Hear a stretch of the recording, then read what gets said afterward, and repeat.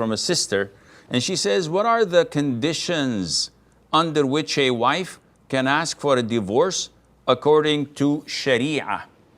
So marriage is a sacred bond between a man and a woman. It's not between a man and a man. And definitely it's not between a woman and a woman. This is a natural thing. It's a religious thing in all religions, that it's between a man and a woman. And this bond is tied with the name of Allah and according to the Sharia. And therefore, to dissolve it, that would be a heinous crime unless there's a legitimate reason and justification for that. And this is why when Harut and Marut, the angels, were sent to test the people, and they told them, do not learn from us, because if you learn from us, we teach you black magic, and that would take you out of the fold of Islam. We are a test from Allah. Don't learn from us. The devils learn from them, as mentioned in verse 102, chapter 2, Surah Al-Baqarah. They learn from them what they separate between a man and his woman. And this shows you how bad black magic is, to the extent that Allah mentioned one of the negative consequences of it is that it separates between a man and his wife. Therefore, the Prophet said, ﷺ, any woman who asks for divorce without a legitimate reason would not enter paradise. And that is a serious threat. So a woman cannot just, simply because she's on her menses or she doesn't feel good, and she says, I don't want you, طلقني, divorce me.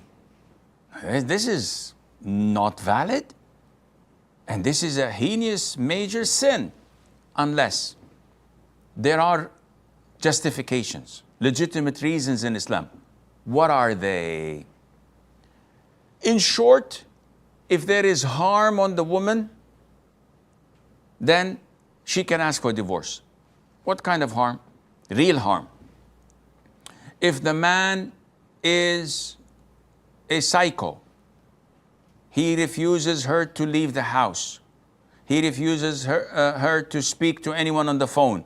She doesn't watch anything halal, not use the internet. And he is keeping her as a prisoner of war. This is totally haram. This is real harm, and she can ask for divorce. If he prevents her from seeing her parents and relatives, she can ask for divorce.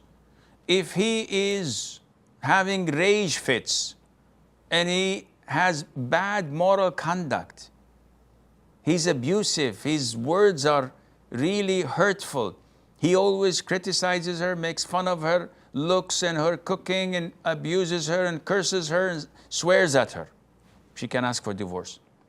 If he is really ugly and she's unable to look at his face, as in the hadith of Thabit ibn Qais, where his wife could not look at him, and she said, had I not feared Allah, I would have spitted in his face whenever I look at him, because of his ugliness.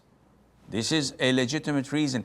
If she feels from herself that she's unable to give him his rights, whether in intimacy or obedience, and that would make her a renegade and would take her out of the fold of being a loyal, obedient, submissive wife, that is a major sin. So in order to avoid such sin, she goes for divorce. This is permissible. If he's impotent or is unable to fulfill and satisfy her in terms of intimacy, if he does not provide for her financially, and he is using her as a sugar daddy, and she is the one who works and provides for the house, very legitimate reasons for divorce, and so on.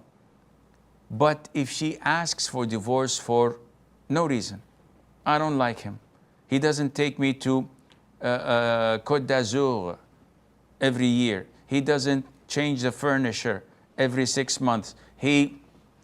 I just have doubts that he has a haram relationship. No proof, but it's just my gut feeling. No, this is totally prohibited, and so on.